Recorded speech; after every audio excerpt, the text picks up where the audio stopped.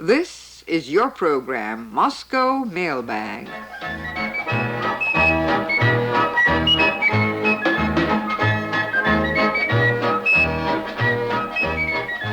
And here is Joe Adamoff to answer your questions. Michael Brown of Santa Ana, California. Recently, we have a new form of entertainment in the United States. This consists of male strip shows in which male dancers disrobe until they're naked in front of women patrons. On a moral level, would this kind of entertainment be allowed in the Soviet Union? The answer to that is certainly not. It is not our idea of entertainment, any more than sexual acts performed publicly at nightclubs. I know that you do have this sort of entertainment too. But it's not for me to criticize your way of life, but since you've asked the question, I'm answering it. If you can have male strip shows, I think the next logical step would be, why not legalize prostitution, for instance? Why not?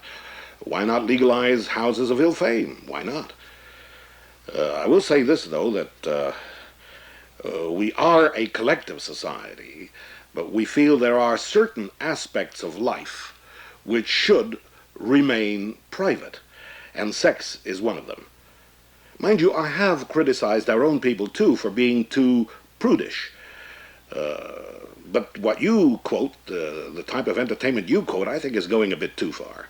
On a cultural level, would Soviet women find something like that of interest? All depends on what you can call culture. If you lift the barriers, you will always find a few that would go in for something like that. That doesn't mean you got to have it, mind you. Many would want to see barriers to drug addiction lifted. Why do you apprehend anyone that would deem it necessary to walk down Fifth Avenue in the nude? I'm sure you'd find plenty of adherents of this sort of thing, too. You know, back in the 20s, we had a society called Down with Inhibitions. They thought it'd be okay walk down the main street naked. Why not? To sum it up, I think there should be sensible barriers. And to answer your question, I'll say this. Put to a vote, I'm absolutely sure the overwhelming majority of our women, and I'm sure that quite a lot of yours too, would vote against this sort of thing. Tom Stowell of Alexandria, Virginia. I was wondering if anyone ever immigrates to the USSR, and what are the restrictions? Tom, we have no immigration laws as you know them, no immigration quotas. Each case is considered individually by the presiding committee of our parliament. You ask, has anyone ever immigrated to the Soviet Union? Naturally. We have Americans right here at Radio Moscow. I suppose the biggest wave of immigration was when approximately 200,000 Armenians came to settle permanently in the Soviet Union from many countries of the world, and including America, too. Ron Tull of Whitehorse, Yukon Territory, Canada. Are the gas prices high in the USSR, or about the same we are paying? Hello, Ron, all the way up in Whitehorse, Yukon. How did you get up that high? But let me tell you that you're not alone. Out on the 60th parallel, we have a city called Leningrad with a population of 4.5 million, and it's just about on the 60th parallel. And Moscow's only a few hundred miles further south. So you're not alone up in Whitehorse, Ron. To answer your question, the price of gas, according to the official rate of exchange, would be about equal today. Not long ago, we doubled the price of gas because it takes a lot of doing to extract it in the inaccessible parts of Siberia, where there's a lot of permafrost and marshland. Patrick Powers of Webster City, Iowa. Does the Moscow subway operate 24 hours a day, like in New York? Oh, let me say hello to a fellow broadcaster. Patrick is an announcer. Hi, Patrick. Our subway stops running at 1 a.m. Mind you, we have no nightlife as you know it. And if it did run round the clock, I'm afraid they'd have very few passengers at night. If we stay here at Radio Moscow after 1 o'clock, we either go home in our own car. If you don't have a car, you'll get what you'd call a company car to take you home. We have cabs available all night, and you can phone for one if you want to. Is Moscow the only city in the Soviet Union that has a subway system? Oh, no, far from it. We have 7 cities with subways. Moscow and Leningrad have a subway. Kiev and Kharkov in the Ukraine have subways. There's a subway in Baku, Azerbaijan, on the Caspian. Tbilisi in Georgia has a subway, so has Tashkent in Central Asia. And Minsk in Belarus and Gorky on the Volga will soon get subways, and we plan to build subways in 5 more cities, even as far out as in Novosibirsk in Siberia. It's a huge city today. What's the subway system like in Moscow? You know, Patrick, the first lines built before the war were very ornate, a lot of mosaics, statues, stained glass. This is no exaggeration. They were really like underground palaces.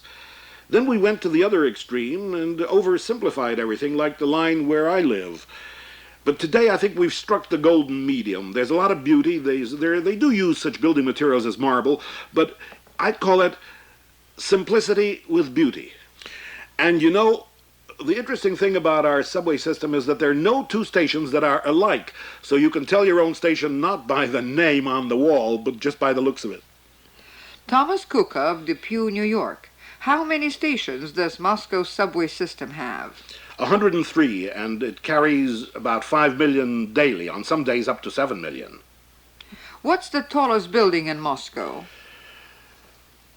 Well, if you call the television tower, that would be the tallest building. But if you mean a building, you know, a house, it's the Moscow University, which is 787 feet high.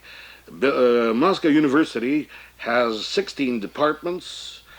On the facade, we have the largest clock in the country. It has a diameter of something like 30 feet. And on a tower parallel with that, there's an enormous thermometer just as big. Well, what else can I say? There are several thousand students from abroad studying at Moscow University. Raymond Kuchek of Chicago, Illinois. It was said on the Mailbag program that the Soviet Union did not need a massive buildup of arms. Right. So why are over 1,000 Soviet troops stationed in Cuba?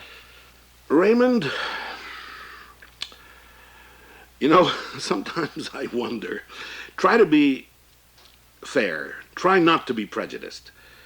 Since when is 1,000 troops, even 2,000 troops, a massive buildup compared to the armed forces at the disposal of the powers? Besides, these are not combat troops, but servicemen working at a training center. They've been there, my friend, for 17 years. Mr. Mondale said that their number has not changed since the 60s. And Mr. Carter said they have no means of delivery either by air or by water. It was also admitted that they pose no threat to the United States security. Now, why, Raymond, all this noise, all this hullabaloo, all this campaign in the mass media? You know, one might think that men had landed from the planet Mars. We have some very famous Russian fable writers. If I were a fable writer, I'd write one about 100 American eagles sitting out on the mainland and protesting because one sparrow landed 90 miles across the ocean on a little island. The whole campaign, I'm serious, I'm speaking from the bottom of my heart, the whole campaign is ludicrous. But of course, you see, the United States can have a naval base right on Cuban soil in Guantanamo. And the United States can have 2,200 bases ringing us around the world. That is also our right. Is that your idea of fair play? You know, as Mr. Brezhnev said, let us free the 80s from the war of nerves, from suspicion and fear, above all from the arms race.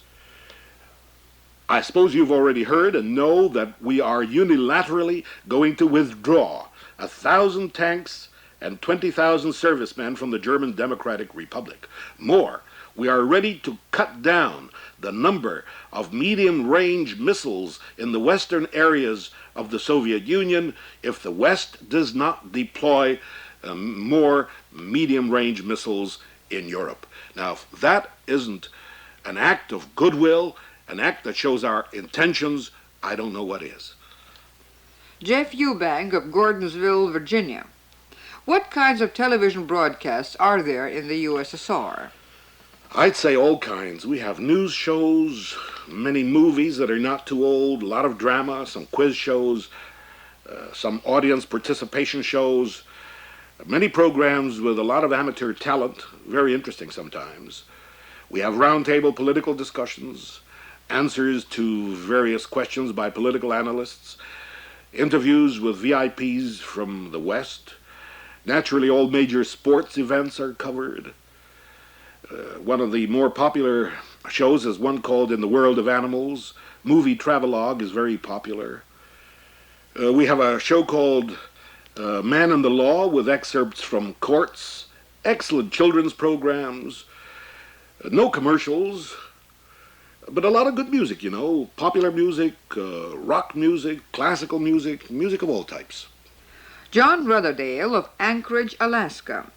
15 to 18 years ago, I saw several excellent Russian movies. Are there any Russian movies playing in the United States cities? John, do you know that we had one of our announcers visit her mother in Alaska last year? I think it was in Ketchikan. Well, Russian movies. Unfortunately, very few Soviet movies reach mass distribution in the United States, that is the mass screen, through no fault of ours, mind you. We buy very many of your films than you buy Soviet films. So if you want to see more Soviet films, talk to your distributors. There seems to be something wrong somewhere.